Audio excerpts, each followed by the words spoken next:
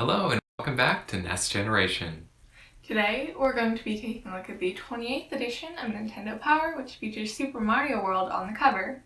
We're super excited because this is the first issue that coincides with the launch of the Super Nintendo. So we're going to start seeing some Super Nintendo games as well as the NES.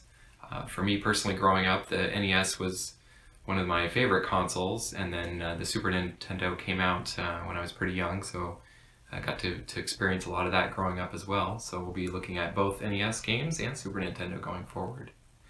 In this episode, we're also going to be taking a look at Star Wars for the NES and Smash TV.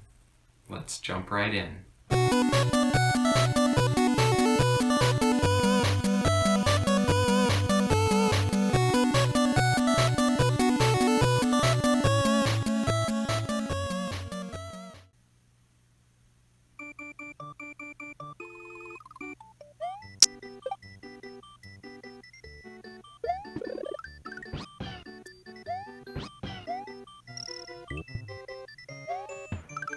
This episode, we finally hit the 16-bit era, jumping in with Super Mario World, which was the cover game for this issue. This was a huge deal back in the day when I got Super Nintendo. I think I might have told the story on one of the episodes, but I'd saved up all summer and got the Super Nintendo, and this was, of course, one of the games that came out at the launch, and I think it's the only game I had right off the bat. So what did you think of Super Mario World, Laurel? I actually really liked it. In a lot of the earlier games, you could see kind of traces about what the newer games would be like, and you could kind of see what the newer games took from those older games, but this was the one that really reminded me of the newer Super Mario games that I played growing up, which was really interesting and kind of nice because I was like, oh my gosh, this feels like I'm playing something from when I was a little kid again.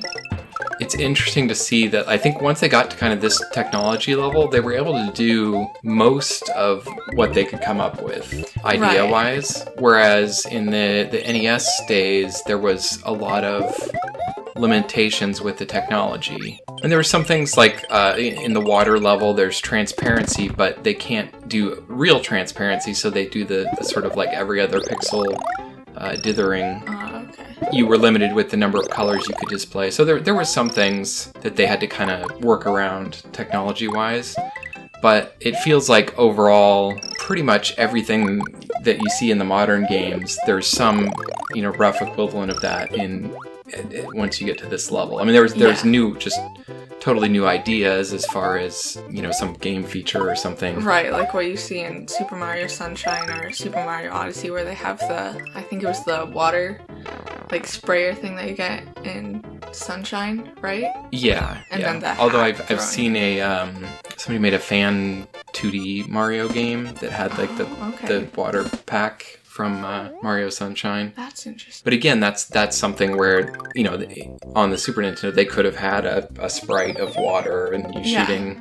It's just they didn't think of that idea, Yeah. Whereas on the NES, they just were limited, you could only have so many sprites on the screen. I mean, you could only have so many with the Super Nintendo too, but it was to the point where you could have so many things on the screen that it wasn't that big of a limitation. Right. I thought the sound brings a lot more atmosphere. Yeah, it was definitely a nice upgrade from the NES because obviously there was a lot of nice soundtracks on the NES. It really was a huge step up from NES to SNES. I think this was probably one of the biggest transitions console-wise for me. Yeah. Just because I grew up with the NES being my first console, and then this was just like an amazing step up. I didn't have a computer yet at that point, so just seeing this level of graphics was very impressive. When the N64 came out, it was cool that it was 3D, but I don't know, there was just something about this transition that was really unique for me. It was probably somewhat the age too. I was probably at that age where the SNES really imprinted on me, and definitely look forward to checking out some more SNES games.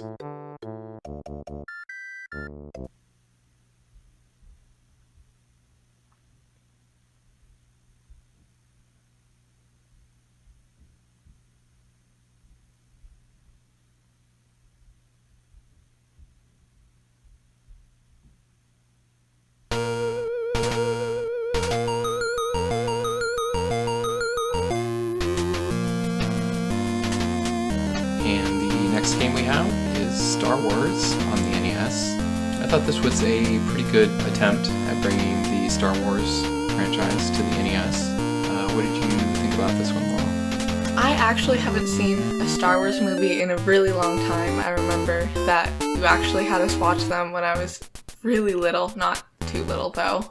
But I don't remember a lot except for the basic plot, so, well, I can't say a lot about the transition story-wise. I feel like it was a pretty good attempt at bringing it over. It seems like it was a fairly close, but at least the portions we went through seemed pretty relevant to the movie. So this one is based on A New Hope, the first Star Wars movie.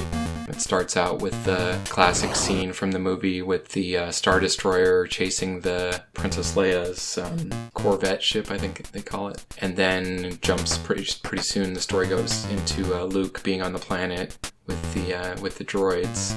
And you're searching for R2-D2, which was in the movie. The Jawas are kind of like these metal scrapper junkyard people that go around and get robots. So you're having to find him. I liked that it starts in that overhead map that you can kind of go around. Yeah. It's almost like a level select sort of thing because you're going around and entering different caves that have different looks to them and different objectives and things that you can get. I think the first cave we went in had the laser upgrade. Yeah. We can't say a lot about later game because we haven't seen it since I was kind of terrible at this game. But we did see a few of the caves and so far it seemed pretty cool. And we only saw 2 of the gameplay modes because it was the overhead and the side-scrolling platform. I think that's what you could classify it I think as. as far as NES games go, it had a pretty good play control, it felt like.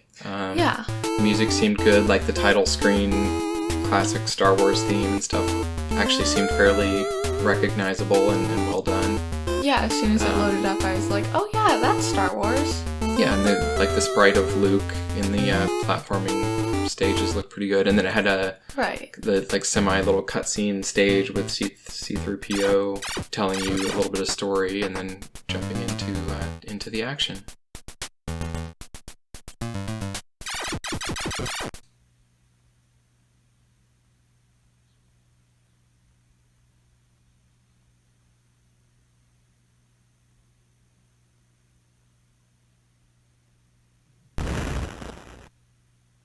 And our final game for this episode is Smash TV for the NES. This is kind of a futuristic dystopian game show sort of setup where you're put in a fight to the death game show scenario and winning prizes. And what did you think about this one, Laurel? I did really enjoy this game. It really reminded me of one of the mini games in Stardew Valley because in the pub area they have this arcade game that is pretty much like this exact genre of game. And I hadn't actually played this game before, the arcade game, because I played Stardew Valley a lot a few years back. So when it first loaded into the actual playthrough, I was like, oh my gosh, this is really familiar. And then I learned that this game kind of started that genre, which is really cool. There probably were similar styles of games. I mean, it does kind of, let's say, harken back to Robotron in the arcade, but that was like a single screen. I guess this is a single screen, but you travel from screen to screen as you kind of move through the map. And that was one player. This has the option for 2 players at the same time. Yeah. One of the really cool things I thought was that they give the control options for using 2 controllers. Since the NES only had a D-pad and 2 buttons, you couldn't do the full kind of dual joystick control scheme that we're so used to today with dual analog sticks, where you're moving with one XY coordinate control and then controlling your shooting direction with the other analog stick. And this lets you get a similar control by using 2 controllers, one in each hand, with your thumb on the D-pad, and having the controllers rotated horizontally so that I guess your thumb would be on the D-pad and then your palm would be resting on the buttons, but you're just using the D-pads on each controller. And then even cooler, it had support for if you were doing 2 players, and had the 4-player adapter, you could actually have 2 players using 2 controllers each to get the full control. It did let you play, of course, with 1 controller in sort of a limited fashion where you could sort of set your shooting direction and then maintain shooting in that same direction. So one of the 2 buttons maintaining your existing shooting direction, and the other one would toggle. What other interesting things did you like in this one, Laurel? I definitely liked the option for either 1 or 2 controllers, and I had a lot more luck with 2 controllers, and it was definitely a lot easier. But overall, I thought it was a pretty fun, although it was a tiny bit stressful because it's very fast-paced, and I can't say I play a lot of fast-paced games. I usually play a lot of slower-paced games on my own time, so it's a big change when I play faster-paced games, so it takes a little bit to get used to, I guess.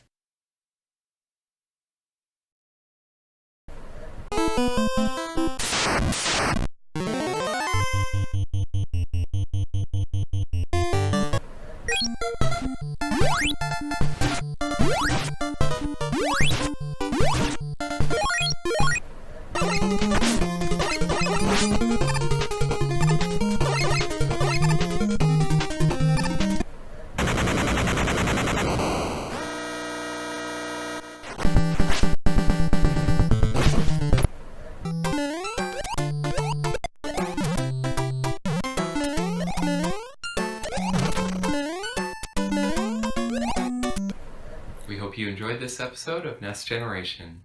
Thank you so much for watching this YouTube video, and make sure if you enjoyed this video and want to see more, to leave a like and subscribe. And we'll see you next time.